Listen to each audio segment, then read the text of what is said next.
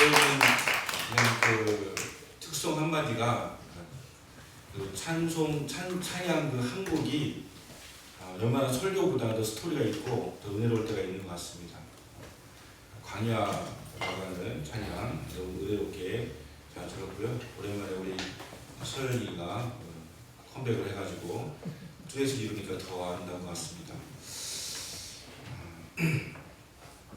며칠 전에 조용기 목사님의 사모님이신 김성애 총장님께서 하나님의 부르심을 받으셨습니다.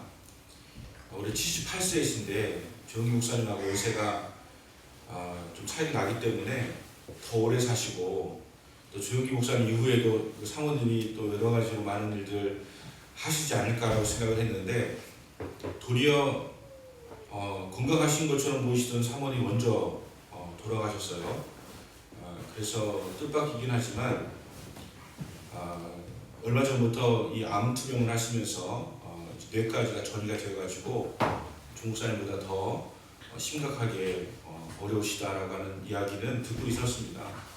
조용기 목사님 지금 건강이 안 좋으셔서 아마 장례 절차에 참여하지 못하실 것이라고 생각을 하고 있는데, 사실 김성애 사모님은 조용기 목사님하고 연애해서 결혼했다기보다는 연애 뭐 했겠지만 어머니가 워낙 강하셔가지고 최하실 목사님이 조용기 목사님을 사위로 받으신 거죠. 그러니까 김성애 그 총장님이 조용기 목사님을 선택했다기보다는 어머니가 조용기 목사님을 선택하면서 이제 결혼하게 되어졌다라고 할 수가 있을 것입니다. 이화여대 피아노과를 나오고 또 미국에서 유학도 하시고 오랄 로버츠에서 유학도 하시고 이렇게 해서 호서대학교에서 대학원장 하시다가 이제 한세대학교 총장도 맡으시고, 또 조용기 목사님처럼 전 세계를 다니면서 부흥회도 하시고, 영어로 이렇게 부흥회할 때 영어로 이렇게 하시는데 잘하지 못하세요. 영어를 능숙하게 막 대변가를 하는 건 아닌데 그러다 보니까 더 쉽고 더 정확하게 이렇게 들려오기도 하고, 똑같은 그런 치유의 기적 같은 것들이 나타나는 것들도 제가 TV를 통해서도 보았고요. 한시대 강의하면서 몇 차례에 걸쳐서 그분하고 식사를 이렇게 한 적이 있었는데, 의전비서가 식사 끝나면 꼭 불가리스를 하나씩 갖다 주더라고요. 그분도 주고 식사 같이 하는 사람도 주고, 그래서 이분이 꽤 신경 쓰고 있구나, 건강에 신경 쓰고 있구나라고 하는 생각이 이렇게 들었습니다.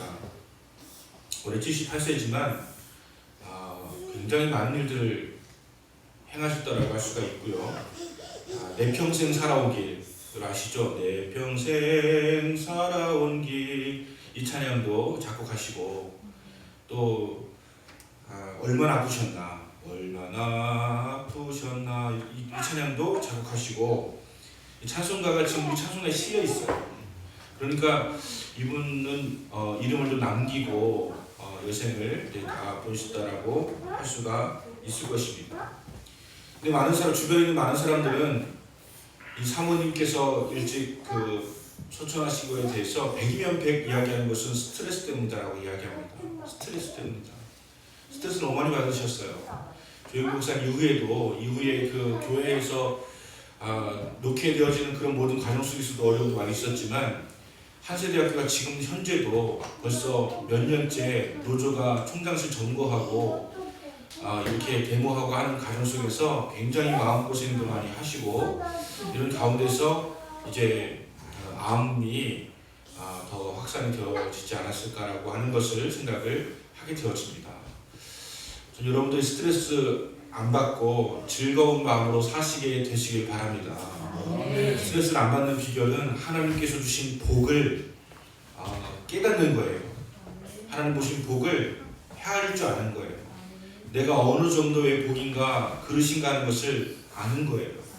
내가 가질 수 없는 것을 욕심을 내고 내가 올라갈 수 없는 자리에 욕심을 내면 그 자리에 올라가서 그것을 소유하게 되어서 우리는 많은 스트레스를 받게 되어지는 것입니다. 결코 많은 것이 선한 것이 아니고 하나님께 주신 복이 무엇인지를 바르게 깨닫고 그 분복에 감사하면서 살아가게 되어질 때에 우리는 하나님 주신 복으로 하나님 주신 명을 살아갈 수가 있을 것이다 라고 하는 생각을 다시 한번 하게 되어집니다. 그리고 또 한 가지 정말 중요한 사실은 아무리 위대한 목사님이라도 아무리 위대한 사역자라도 하나님께서 부르시면 가야 된다고 하는 것이고요. 그 누구도 하나님보다 위대한 사람은 있을 수가 없다라고 하는 사실, 이것을 우리에게 또한 말씀하여 주시고 있는 것이죠.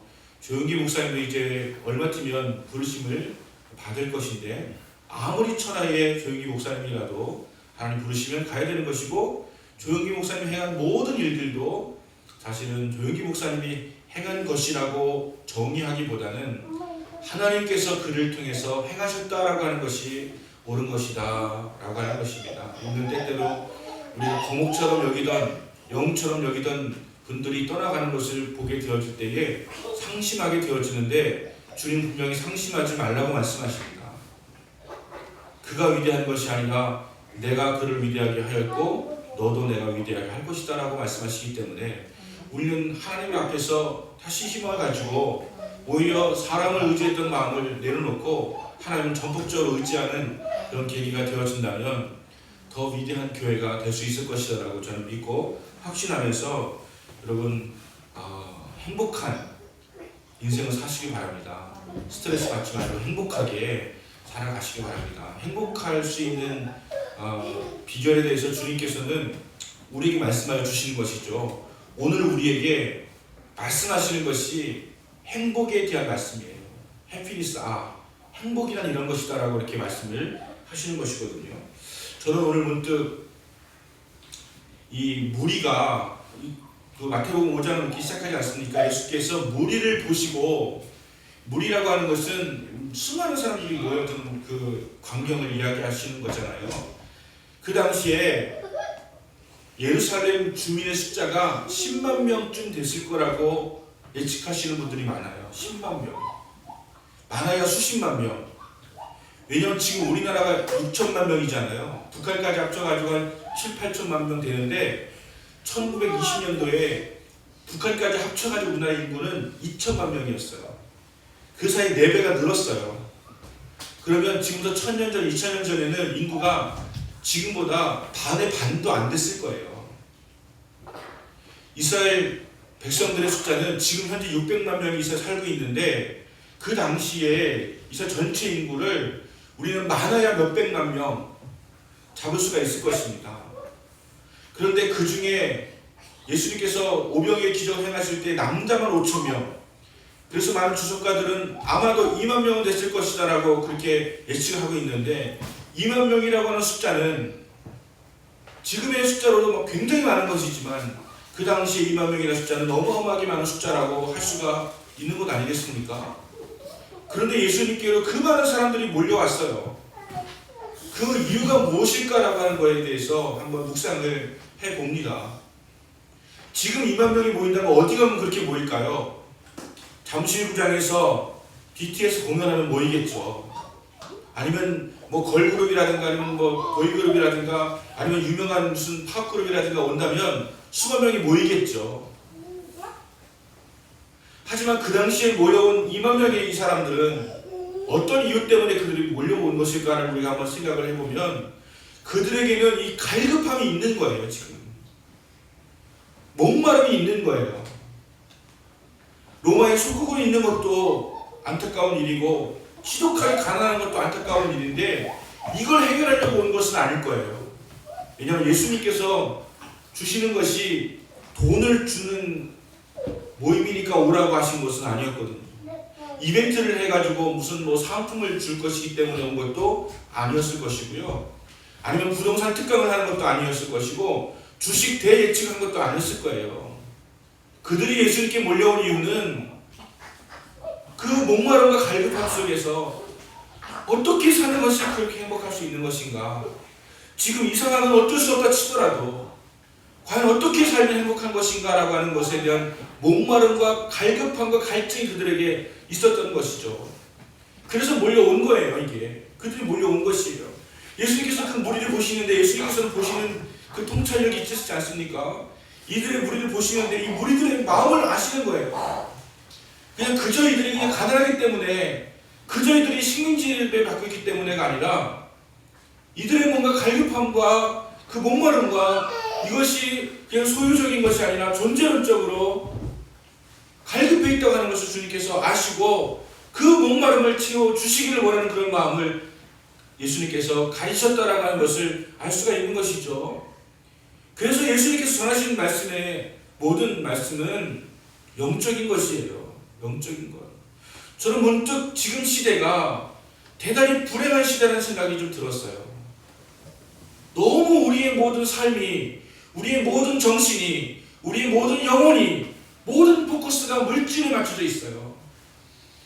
그래서 영혼의 소중함을 잃어버리고 영혼의 우선순위를 잃어버리고 살아가고 있는, 어쩌면 우리는 행복한 줄 알지만 사실은 불행한 그런 시대를 살아가고 있는 것이 아닌가라고 하는 생각이 문득 들었습니다. 우리나라도 마찬가지였어요. 1973년도에 엑스폴로 73이라고 하는 집회가 열렸는데 빌리그레암 목사님 초청을 해서 집회가 열렸어요. 3일 동안 열렸는데 전국에서 연 인원 300만 명이 참석했습니다. 그 당시에 73년도에 남자들 전쟁통에 다 죽어나가고 정말 가난하고 찢어지게 가난하고 힘들고 어려운 그런 상황 속에서 경제 대예측하는 집회가 아니고 부흥회를 한다고 여의도에서 집회를 열었는데 300만 명이 달려갔어요. 전국에서 달려갔어요. 그리고 엄청난 영적인 각성이 그 당시에 이루어지게 되었습니다. 많은 사람들이 예수 믿기로 결단도 하고 그랬어요. 그들이 물론 부하게 해달라고, 가난 벗어나게 해달라고, 병을 고쳐달라고 하는 기도는 하였지만 그 집회가 당장 그것을 채워주는 것은 아니었음에도 불구하고 그들이 먼저 그 나라와 그 일을 구하라고 하는 그 말씀을 듣게 되어지는 그런 시간을 그들이 가졌다라고 하는 것입니다. 저는 다행히 어렸을 적에 신앙생활을 한 사람입니다. 그래서 부흥회를 한 것을 많이 알아요. 부흥회를 하잖아요. 만약에 큰 나무교에서 부흥회를 하잖아요. 큰 나무교에 안 다니는 사람들도 엄청나게 몰려와서 참석을 했어요. 청주순복음교에서 부흥회를 하면 복대교회고 상담교회고 다 몰려와서 부흥회 참석을 했어요. 왜 그렇습니까? 은혜 받고 싶어가지고, 영적인 목마름이 있어가지고, 갈급함이 있어가지고 막 그냥 10몇 길, 20길 막 걸어와가지고 참석을 하고, 그러면 거기에 이런 의자가 언제부터 있었습니까? 이런 의자 생긴 지가 오래 안 됩니다. 바닥에 다 거적대기라고 하는 그 지푸럼 짠 그거 깔고 앉아가지고 서너 시간 동안 말씀을 전하고, 그렇게 해도 얼마나 말씀을 잘 듣는지 아무도 자기 떠날 생각하지 않고요. 심지어는 창밖 같은 못 들어온 사람들이 창밖으로 고개 내밀어가지고 그 말씀을 들어보려고 얼마나 애를 쓰던지, 그 광경을 이렇게 보면서 이걸 어떻게 설명할 수 있겠습니까? 이게 목마름이죠. 이게 갈급함이죠. 내 삶에 뭔가 이 목마름과 갈급함을 채우고자 하는 그런 마음이 있었던 것 아니겠습니까? 조용기 목사님 왔을 때 제가 이렇게 보면 너무 다 메어 터져가지고 바깥에서도 막 지켜보려고 하는 사람들이 있었고요. 제가 기도할 때 눈 뜨는 게 특기거든요. 기도할 때 눈을 딱 떠보니까 조용기 목사님 기도할 때 보니까 경호원이 딱 서요. 눈 감고 있을 때 무슨 벌어질까 봐 그런가 봐요. 하여간 그렇게 많은 사람들이 그 목마른 갈급함을 채우기 위해서 달려왔는데, 지금은 뭐 우리 교회에서 부흥회를 해도 우리 교인들도 안 오는 그런 정도가 되어 있단 말이죠. 단순히 지금 시대가 많이 흘렀기 때문에 너무 그 옛날 얘기 하는 것 아니냐라고 이야기할지 모르겠지만, 우리 관심은 영적인 것에서 많이 떨어져 있게 된 것이 아닌가라고 하는 그런 생각을 하게 되어지는 것이죠. 진정한 행복은 무엇인가라고 하는 것에 대해서 이야기할 때, 한때 제가 대학 다닐 때는 에릭 프롬이 쓴 책, 뭐 소유냐 존재냐, 혹은 아트 오브 러브라고 하는 사랑의 뭐 기술, 뭐 이런 어떤 그런 것들 책을 읽으면서 우리가 좀 이렇게 좀 존재적인 것에서 풍성해졌던 그런 시기가 있었던 것 같아요. 소유냐 존재냐 물었을 때 당연히 그 대부분 무엇입니까? 존재입니다.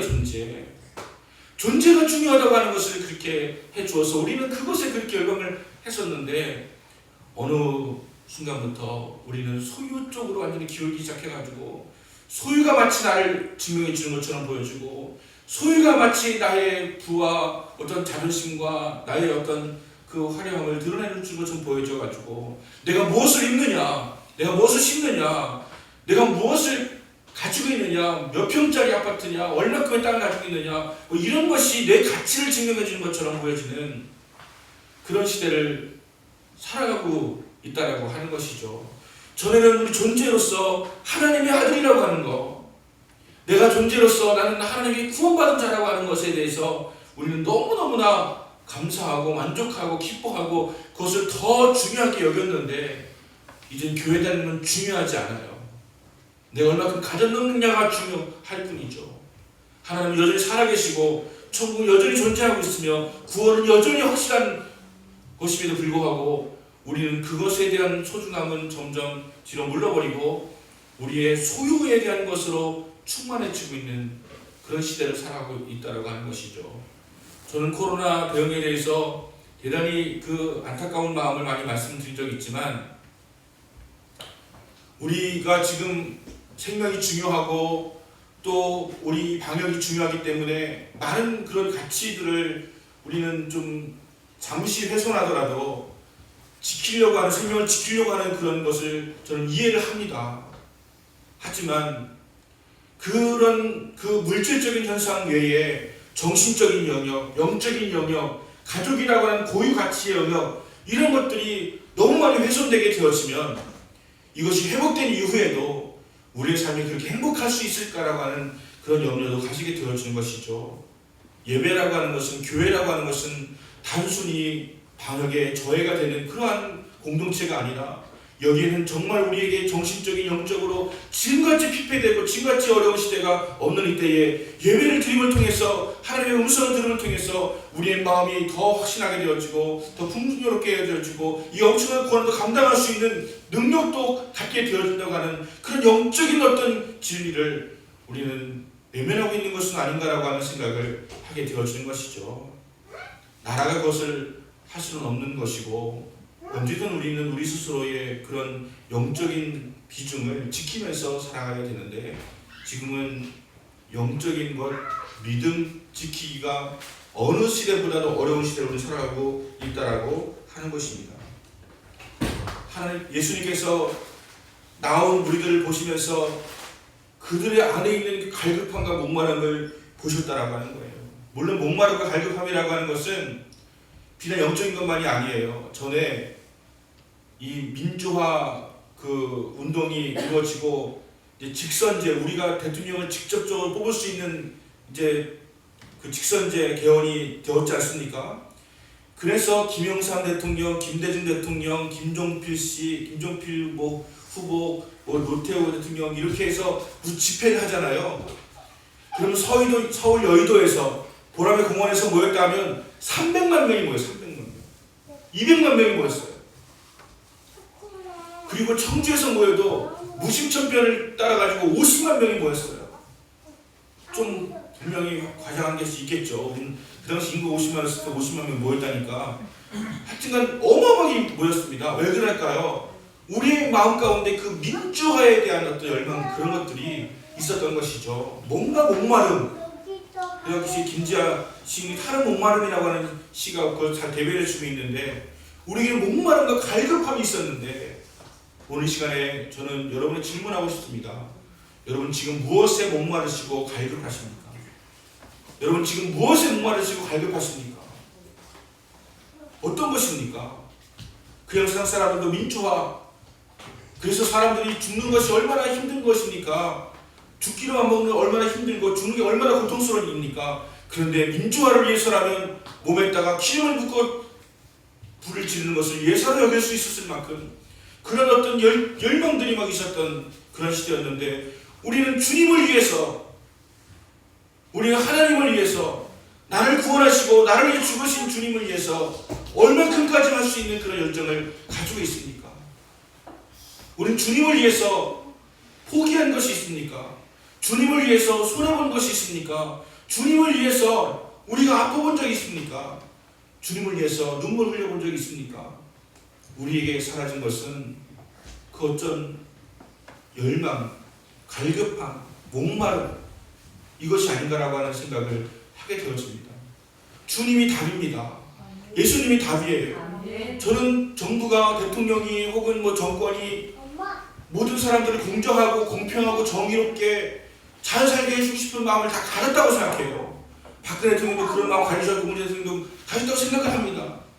그런데 막 노력하면 노력할수록 뭔가 멀어지는 것 같은 거예요. 그게 무엇입니까? 텐더라이징이라고 해서 막 그냥 자꾸 막 잡으면 멀어지는 것처럼 점점 멀어지는 거예요. 그렇게 그냥 같은 수준으로 살게끔 노력하려고 수도 격차를 줄이겠다고 했는데 뭐 하고 나서 자꾸 저는 벌어지는 거예요. 우리 힘과 노력은 되지 않는 것을 알아야 됩니다. 리더도 알아야 되고 지도자들이 알아야 됩니다. 우리를 진정 행복하게 할 수 있는 것은 그러한 것이 아니라 하나님의 말씀과 하나님의 그 방법을 통해서 우리는 깨달아야 된다고 하는 것이죠. 여러분, 예수를 믿으면 다 같이 행복할 수 있습니다. 예수를 믿으면 부자도 행복하고 가난한 사람도 행복할 수가 있어요. 그게 예수 믿는 사람의 복입니다. 부자이기 때문에 나는 불행하고 부자이기 때문에 나는 행복하고 이것이 아니라 부자든 가난한 사람든 예수를 믿으면 행복할 수 있는 세상이 주님께서 우리에게 말씀하시는 그런 세상이라고 하는 것입니다. 그래서 오늘 우리에게 말씀하시는 것이죠. 의에 줄이고 목마른 자는 복이 있다라고 말씀하시는 거예요. 복이 있는 사람이 무엇이라고요? 의에 줄이고 목마른 자. 만약에 의인은 복이 있다라고 하셨으면 우리는 절망했을 것입니다. 왜냐하면 성경은 그렇게 선언하고 있습니다. 의인은 없나니 하나도 없으며 의인은 없습니다. 자칭 의인은 있을지 모르지만 하나님 앞에서 의인이라고 자부할 수 있는 사람은 아무도 없습니다. 앞으로도 없을 거예요. 우리는 완벽한 것을 원합니다. 그래서 다른 사람이 조금 잘못하면 좀 물고 뜯어요. 다른 사람이 무슨 허물이 보이면 그걸 기회로 삼아서 물고 뜯습니다. 세상의 정의를 막 부르짖어요. 그런데 자신은 정의롭지 못해요. 이것이 오늘날의 그런 모순적인 모습 아닙니까? 이게 세상이에요. 복이 소유에 있고 존재에 있지 않다고 하는 그 말씀이 좀 어려울 수 있지만 우리가 어떤 사람이 되느냐에 행복한 삶이 있는 것이지 무엇을 가지고 있느냐에 달려있지 않다고 하는 것을 우리 예수님께서 말씀하시는 것이고, 예수님께서 말씀하신 의라고 하는 것은 하나님의 관점에서 세상과 자신을 바라보고 하나님께서 원하시고 기뻐하시는 기준, 그것이 의라고 할 수가 있는 것입니다. 인간의 의라고 하는 것은 의리와는 또 다른 차원의 것인 것이죠. 이런 간절한 소원을 가지고 살아가게 되었을 때에 우리는 두 가지 면에서 절망하게 됩니다. 하나는 세상에 대해 절망하게 되어지고요. 또 하나는 나 자신에 대해서 절망하게 되어집니다. 세상을 바라보면 절망하게 되어집니다. 왜냐하면 세상에 진정한 평안이 없더라는 거죠. 세상에 진정한 정의는 없더라고 하는 거죠. 그 실망합니다. 그래서 낙심하고 세상에는 기대할 것이 없구나라고 하는 것을 생각하게 되어집니다. 산전수전 다 겪으신 분들, 이구동성으로 하실 수 있는 말은 세상에 의롭다라고 생각할 수 있지가 않다라고 하는 것입니다. 사마리아 수가성 여인도 인생의 행복을 찾아서 무척이나 방황을 했습니다. 그 당시에 여인이 재혼하고 상혼하고 이렇게 하는 것은 대단히 어려운 일이었음에도 불구하고 이 여인은 정말 나의 사랑을 받아줄 수 있는 한 남자를 선택을 해서 살다 보니까 아닌 것 같아서 남자를 바꿉니다. 고대 팔레스틴 지방에서 그렇게 한다고 하는 것은 대단히 고통스러운 어떤 그것을 의미하는 것에도 불구하고 그렇게 하기를 5번째까지 했음에도 불구하고 그는 행복하지가 않았습니다. 그런데 예수님을 수가성 여인이 예수님을 우물가에서 만난 뒤에 예수님과의 대화를 통해서 진리를 깨닫고 난 뒤에 진정한 행복을 찾았다라고 큰 소리로 외치면서 다녔습니다. 아마도 전도한 사람 중에 수가성 여인처럼 많은 전도한 사람이 없을 거예요. 그는 얼마 전까지만 해도 사람들의 손가락질과 사람들의 시선이 두려워서 떼한뼈 내려지는 그 시간에만 우물가에 갈 수 있었던 여인이었는데, 그렇게 당당하게 가서 내가 예수를 만났다고 전할 수 있었던 비결은, 그러니까 진정한 행복이라고 하는 것이 내가 그동안 추구했던 이런 것이 아니고 예수 그리스도 구세주 메시아를 만나는 것인 것을 알았기 때문에 그렇게 할 수가 있었던 것 아니겠습니까? 내가 떠먹는 이 물이 아니라 주님이 주시는 영원히 목마르다는 그 생수를 마시는 것이야말로 진정한 행복이라고 하는 것을 그가 깨달았다고 하는 것이죠. 삭개오가 있었습니다. 그는 돈과 권력이 있어야 행복하다고 생각했던 사람이에요. 돈도 많이 모았고 권력도 많이 높아졌습니다. 하지만 그의 마음 가운데 뭔가 마음에 뭔가 채워지지 않는 칼급함이 있는 거예요. 그래서 예수님을 보기 위해서 그 예전에는 뽕나무라고 이렇게 했지만 돌감람나무에 올라가서 예수님을 내려보면서 저 예수님을 내가 만났으면 좋겠다라고 하는 마음을 가졌을 때 예수님께서 삭개오야 내려오라고, 내가 오늘 너희 집에 유하여야 되겠다라고 말씀하시면서 그의 집에 유하게 되었을 때에 그런 진정한 행복이 그에게 찾아오게 되었어요. 더 많은 돈을 모아드리게 되는 것은 아니고 도리어 자기에게 있는 모든 소유의 절반을 나눠주고, 만약에 내가 다른 사람 등쳐먹은 것이 있다면 4배를 갚아주겠다고 하였음에도 불구하고 그런 행복한 삶을 살 수가 있었습니다. 영혼에서 예수님을 만나서 얻게 되어진 그 행복이었던 것입니다. 어떤 형제가 결혼 기도를 다음과 같이 했다고 합니다. 하나님, 이런 아내를 주세요. 키는 170이고요. 몸매는 이렇고요. 목소리는 어떻고요. 제가 힘들 때 달려와서, 언제 달려와서 달콤하게 내 마음을 녹여주는 그런 여인. 재산은 이렇게 있었으면 좋겠고요. 공부는 이만큼 했으면 좋겠고요. 그랬더니 하나님께서 들으시고 이렇게 대답하셨다고 합니다. 그런 여자가 있으면 내가 데리고 살겠다. 완전한 배우자라고 하는 것은 없습니다. 완전한 아내를 기대하고 살면 실망밖에 없습니다. 여러분, 완전한 남편이 어디 있습니까? 살아가면 살아갈수록 자꾸 남의 편에 생각이 들지 않습니까? 이 완전한 부모가 없습니다. 완전한 자식이 없습니다. 우리는 상대편이 완전해지기를 원하며 살아가지만 정말 완전한 것은 세상에 없습니다. 그것을 알고 살아야 행복한 것이지, 완전한 줄 알았는데 불완전해가지고 절망하고 낙심하게 되어지면 행복하게 살아갈 수가 없는 것입니다. 교회도 마찬가지입니다. 교회가 완전한 교회가 어디 있습니까? 이 땅에 지상에 있는 교회 중에 완전한 교회가 어디 있을까요? 완전한 교회는 없습니다. 우리가 마지막 찬양 때 많이 부르는 것처럼 사랑이 넘치는 교회, 말씀이 살아 움직이는 교회, 이런 교회를 우리가 원하지만 그렇게 소망하고 노력하는 것이지 완전한 교회는 지상에 찾을 수가 없을 것입니다.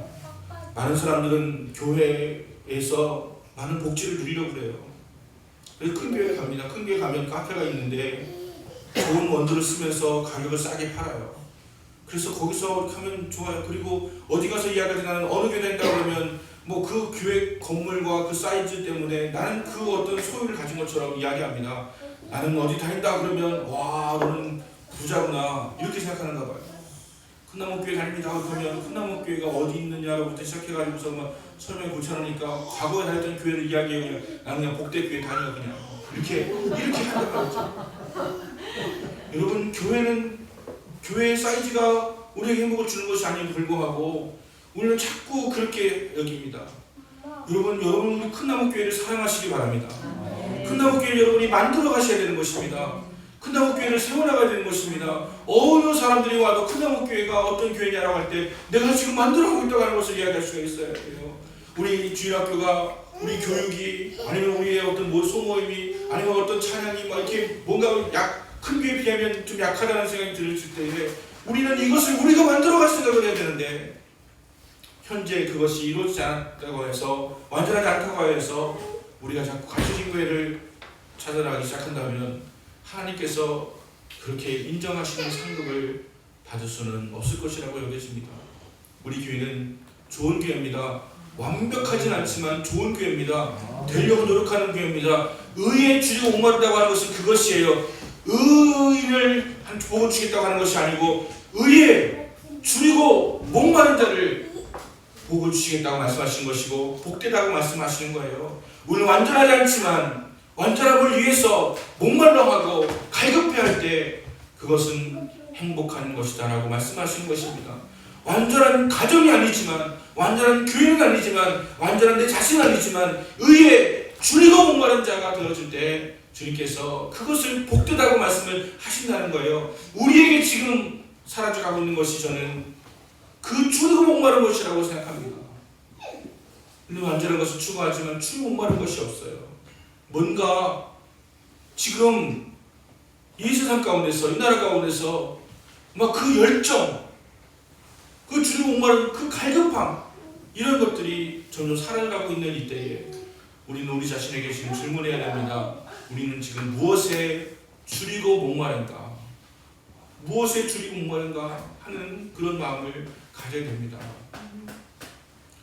여러분, 교회 예배를 드리는 거에 있어가지고 적어도 교회를 가는 마음을 가질 때 그런 마음 가운데 어떤 마음이 드세요? 열정이 일어납니까? 사모함이 일어납니까? 교회에 달려가고 싶은 그런 마음이 일어납니까? 정말 우리가 주님을 예배하는 자리라고 여겨지고 이 시간이 내 인생이 가장 우선적이고 가장 기쁘고 행복한 시간이 여겨지게 되어진다면 우리는 달려올 것이에요. 달려올 것입니다. 버스를 타도 그 안에서 달릴 거예요. 달려올 것입니다. 우리 예배가 점점 딜레이 되고 있는 거 아시죠? 제 책임도 있습니다. 여러분, 우리가 11시부터 찬양을 시작하는 것은 찬양을 우리가 온전히 들자는 얘기예요. 예배 시간 전에만 찬양하는 것이 아니고 찬양도 예배의 한 요소이기 때문에 예배로서 찬양을 우리가 제대로 드리자는 얘기예요. 11시 10분 전부터 찬양하려니까 온 사람들이 별로 없어가지고 11시부터는 제대로 한번 찬양하면서 시작하자는 의미에서 찬양하게 되어지는 거예요.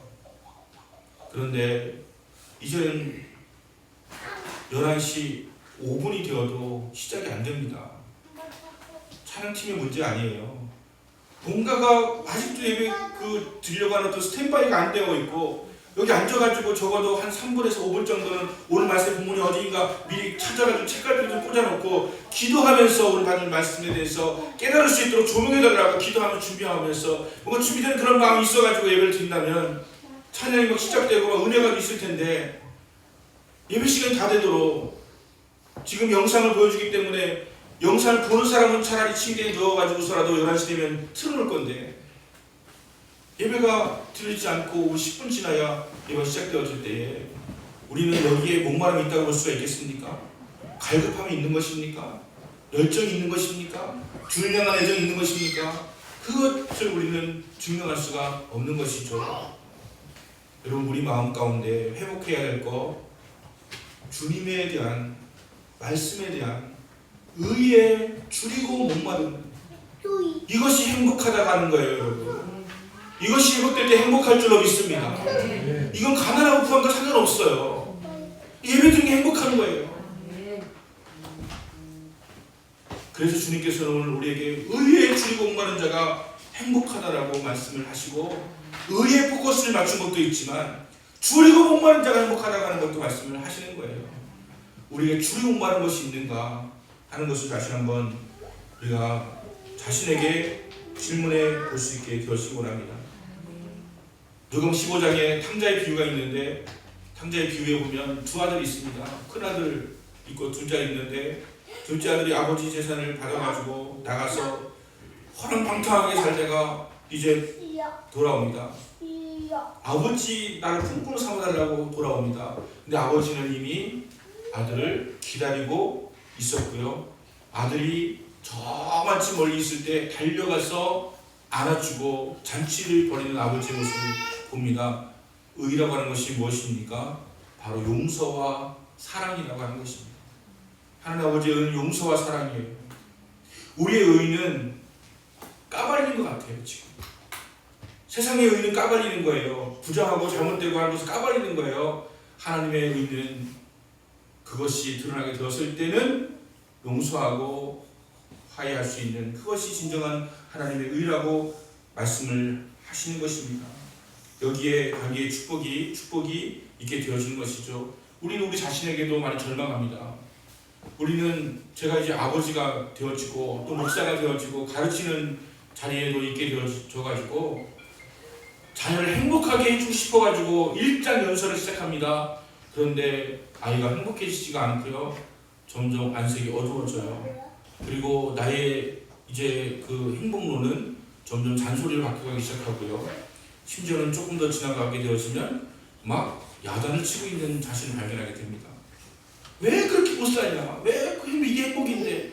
이렇게 되면서 우리는 오히려 희망을 주는 것이 아니라 막 더 어려움을 줄 수 있는 그 내 자신, 나는 알고 있는데, 나는 행복이 무엇인지 알고 있는데, 내가 살아봐서 아는데, 나는 불행하게 살았기 때문에 행복이 뭔지 알고 있는데, 얘기를 해주면 이게 행복한 것이 아니라 오히려 꼰대가 되고 야단치는 게 되고 막 이렇게 되어져 가지고 서로 이렇게 충분하게 완전하지 못한 소통이 이루어지게 되는 경우가 있는 것이죠. 우리는 완전한 사람은 있을 수가 없습니다. 그래서 우리 여러분, 시대가 아무리 변해도 우리의 자랑은, 우리의 의는 예수님 뿐인 것을 믿으시길 바랍니다. 저는 여러분에게 많은 요구를 하고 싶은 것이 아니고요, 완벽한 의인으로 살라고 하는 것을 말씀드리고 한 것이 아니고요, 줄이고 목마르라는 얘기예요. 의에 줄이고 목마르라는 얘기예요. 예수님처럼 완벽하게 될 수는 없어도 예수님처럼 살려고 노력하고 애쓰고 힘쓰고 하는 모습 우리에게 있어야 된다고 하는 것입니다. 그리고 적어도 예배만큼, 주일날 예배만큼은 다른 그 어느 것보다도 우선순위에 두고 달려올 수 있는 그런 마음, 막 달려올 수 있는 마음, 정말 내가 그 어떤 것에 열정을 버리는 것보다도 적어도 주님한테만큼은, 이것만큼은 다른 어떤 것보다도 더 열정을 가지고 나갈 수 있는 그런 마음. 의라고 하는 것은 예수님으로 바꿔도 무력합니다. 의에 줄이고 목마른 자가 복이 있다. 여러분 행복하지 않으십니까? 행복하십니까? 여러분 의에 줄이고 목마른 자가 되시면 행복하다고 주님께서 말씀을 하시는 것입니다. 이 시간 스스로에게 질문해 보시고, 나는 무엇에 지금 줄이고 목마른가 질문해 보시고, 주는 우리에게 확실한 답을 주십니다. 의에 줄이고 목마른 자가 복이 있다. 그리고 예수님께 줄이고 목마른 자가 복이 있다 말씀하시는 거예요. 여러분에게 작은 변화가 일어나기 바랍니다. 예배 시간 전에 오는 축복이 있게 되시기 바랍니다. 예배를 정말 마음 다해 드리는 그런 축복이 임하게 되는 것을 여러분 우리가 기도하여 될 줄로 믿습니다.